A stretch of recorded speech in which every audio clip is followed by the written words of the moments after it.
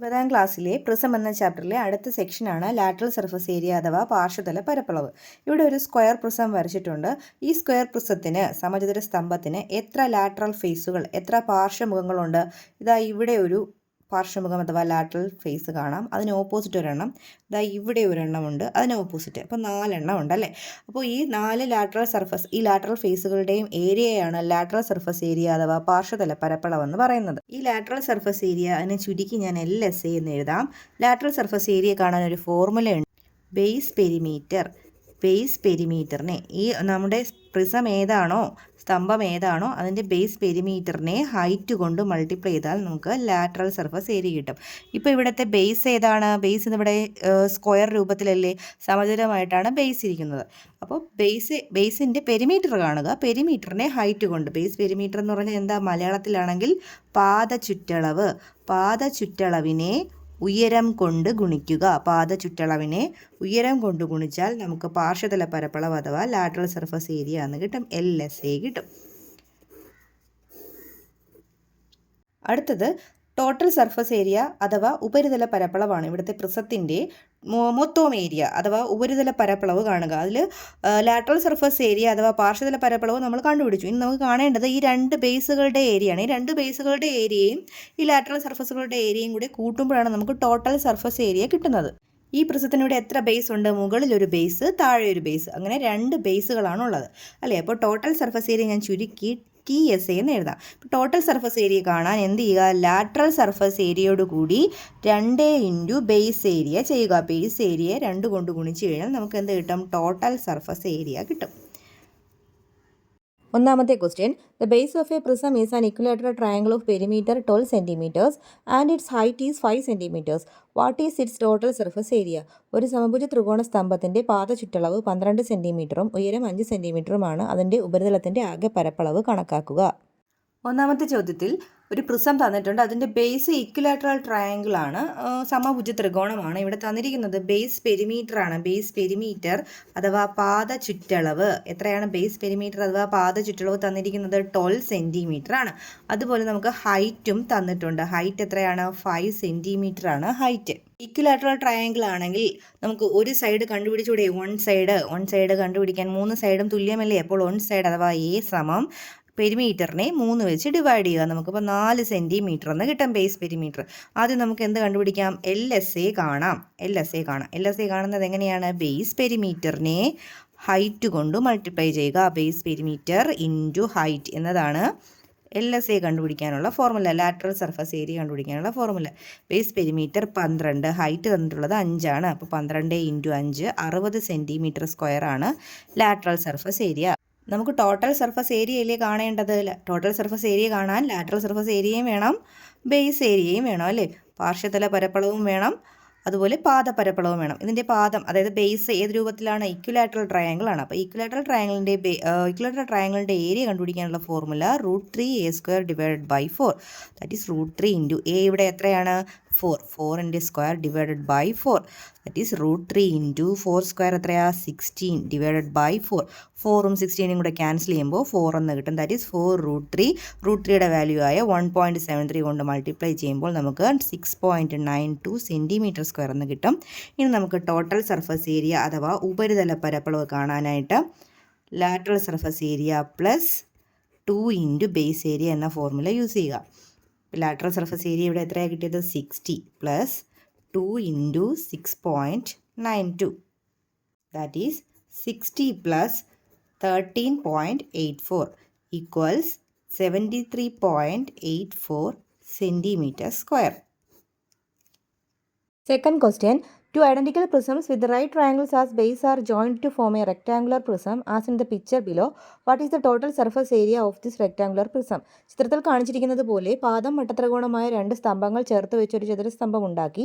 ഈ ചതുരസ്തംഭത്തിന്റെ ആകെ ഉപരിതല പരപ്പളവ് എത്രയാണ്? രണ്ടാമത്തെ ചോദ്യത്തിൽ 2 ത്രികോണ സ്തംഭങ്ങൾ യോജിപ്പിച്ചുകൊണ്ട് ഒരു ചതുരസ്തംഭം അതായത് ട്രയാങ്കുലർ പ്രിസം യോജിപ്പിച്ചുകൊണ്ട് ഒരു റെക്റ്റാങ്കുലർ പ്രിസം ഉണ്ടാക്കിയിരിക്കുകയാണ്. ഈ ട്രയാങ്കിൾ എന്ന് പറയുന്നത് റൈറ്റ് ട്രയാങ്കിൾ ആണ്, മട്ടത്രികോണമാണ്. അത് യോജിപ്പിച്ചാണ് ഒരു ചതുരസ്തംഭം നിർമ്മിച്ചിരിക്കുന്നത്. അതിൻ്റെ അളവുകളാണ് ഫിഗറിൽ തന്നിരിക്കുന്നത്. അതായത് ഈ രണ്ട് ട്രയാങ്കുലർ പ്രിസംസും കൂടെ യോജിപ്പിക്കുമ്പോൾ നമുക്കൊരു റെക്റ്റാങ്കുലർ പ്രിസം കിട്ടും. അപ്പോൾ ട്രയാങ്കിൾ രണ്ടും കൂടി ചേർക്കുമ്പോൾ ഒരു റെക്റ്റാങ്കിളിൻ്റെ ഷേപ്പിൽ റെക്റ്റാങ്കിൾ അല്ലേ കിട്ടുന്നത്. അപ്പോൾ അതിൻ്റെ ലെങ്തും ബ്രെഡ്ത്തും നമുക്ക് ഫിഗറിൽ നിന്ന് എഴുതാൻ സാധിക്കും.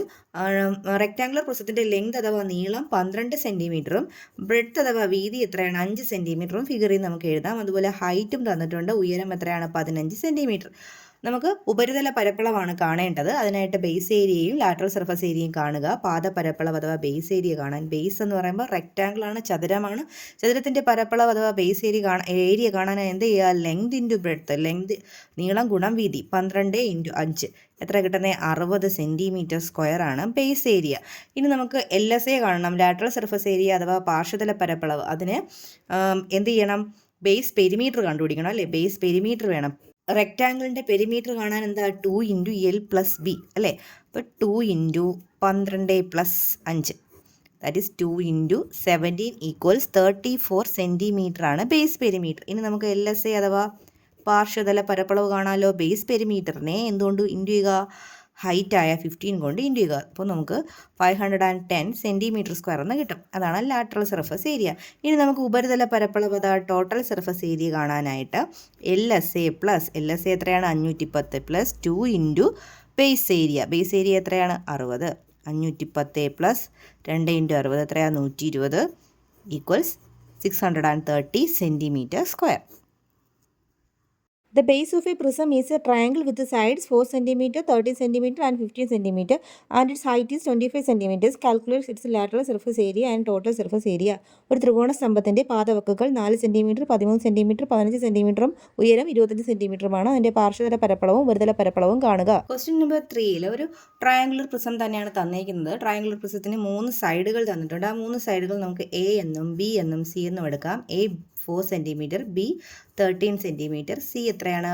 15 cm. പിന്നെ നമുക്ക് ഉയരം എച്ചും കൂടി തന്നിട്ടുണ്ട്. എത്രയാണ്? 25 cm. നമുക്ക് എന്തൊക്കെയാണ്? ലാറ്ററൽ സർഫസ് ഏരിയയും ടോട്ടൽ സർഫസ് ഏരിയയും കാണുക. പാർശ്വതല പരപ്പളവും ഉപരിതല പരപ്പളവും കാണുക. ആദ്യമായിട്ട് നമുക്കതിന് ലാറ്ററൽ സർഫസ് ഏരിയ കാണണമെങ്കിൽ ബേസ് പെരിമീറ്റർ വേണമല്ലോ, പാദ ചുറ്റളവ് വേണ്ടി. അതിന് എന്ത് ചെയ്യുക? 3 കൂടി ട്രയാങ്കിൾസിൻ്റെ 3 സൈഡും കൂടി കൂട്ടിയാൽ പോരെ. ട്രയാങ്കിളിൻ്റെ 4 + 13 + 15 ഈക്വൽസ് എത്രയാണ്? 32 സെൻറ്റിമീറ്റർ. ഇനി നമുക്ക് ലാറ്ററൽ സർഫസ് ഏരിയ കാണാം. പാർശ്വതല പരപ്പളവ് കാണുന്നത് എങ്ങനെയാണ്? ബേസ് പെരിമീറ്ററിനെ ഞാൻ ബേസ് പെരിമീറ്ററിനാണ് BP എന്നിട്ട് വെച്ചേക്കുന്നത്. ബേസ് പെരിമീറ്ററിനെ എന്ത് ചെയ്യുക? ഹൈറ്റ് കൊണ്ട് ഇൻറ്റു ചെയ്യുക. ബേസ് പെരിമീറ്റർ എത്രയാണ്? 32 × ഹൈറ്റ് എത്രയാണ്? 25 മൾട്ടിപ്ലൈ ചെയ്യുമ്പോൾ നമുക്ക് 800 സെൻറ്റിമീറ്റർ സ്ക്വയർ എന്ന് കിട്ടും. ഇനി നമുക്ക് ബേസ് ഏരിയ വേണം. ഇവിടുത്തെ ബേസ് ട്രയാങ്കിളാണ്. ട്രയാങ്കിളിൻ്റെ 3 വ്യത്യസ്തങ്ങളായ അളവുകളാണ് തന്നിരിക്കുന്നത്. അപ്പോൾ നമുക്കിവിടെ ഹെറോൺസ് ഫോർമുലയാണ് യൂസ് ചെയ്യേണ്ടത്. ഹെറോൺസ് ഫോർമുല യൂസ് ചെയ്യാൻ വേണ്ടി നമുക്ക് S കണ്ടുപിടിക്കണം. എന്താണ് S കണ്ടുപിടിക്കാനുള്ള formula? A + B + C / 2.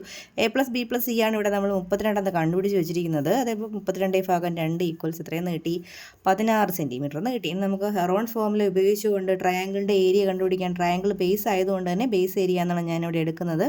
റൂട്ടിനകത്താണ്. റൂട്ടിനകത്ത് √S × S - A × S - B × S - C equals S 16 ആണ്. S - A എന്ന് പറയുമ്പോൾ 16 - 14 × 16 - 13 × 16 - 15 റൂട്ട് ഇടുക ഈക്വൽസ് 16 × 16 - 4 എത്രയാണ്? 12. 16 - 3 33 16 - 5 1 റൂട്ട് ഇടുക. ഇവിടെ നമുക്ക് ഒറ്റയടിക്കല്ല മൾട്ടിപ്പിൾ റൂട്ട് കണ്ടുപിടിക്കുന്നതിന് എളുപ്പം സ്പ്ലിറ്റ് ചെയ്താലും മതി. ഇവിടെ ഇപ്പോൾ 16 ഉണ്ട്, അതിന് നമുക്ക് റൂട്ട് ഉണ്ടല്ലോ. 16ൻ്റെ റൂട്ട് 4 ആണ്. 12ഉം 3യും കൂടെ മൾട്ടിപ്ലൈ ചെയ്യുമ്പോൾ 36 എന്ന് കിട്ടും. ഇപ്പോൾ നമുക്ക് ഇതിൻ്റെ രണ്ടിൻ്റെ റൂട്ട് അറിയാമല്ലോ. 16ൻ്റെ റൂട്ട് എത്രയാണ്? 4 ആണ്. 36ൻ്റെ റൂട്ട് എത്രയാണ്? 6 ആണ് അല്ലേ. മൾട്ടിപ്ലൈ ചെയ്യുമ്പോൾ നമുക്ക് എന്ത് കിട്ടി? 24 സെൻറ്റിമീറ്റർ സ്ക്വയർ എന്ന് കിട്ടി ബേസ് ഏരിയ. ഇനി നമുക്ക് കണ്ടുപിടിക്കേണ്ടത് ടോട്ടൽ സർഫസ് ഏരിയ ആണ്. ടോട്ടൽ സർഫസ് ഏരിയ കണ്ടുപിടിക്കാൻ എന്താ formula? Lateral surface area + 2 × base area. Lateral surface area എത്രയാണ് കിട്ടിയത്? 800. 800 + 2 × ബേസ് ഏരിയ 24. ദാറ്റ് ഈസ് 800 + 2 × 24 എത്രയാണ്? 48 ഈക്വൽസ് 848 സെൻറ്റിമീറ്റർ സ്ക്വയർ ആണ് ഇവിടുത്തെ ഉപരിതല പരപ്പളവ്.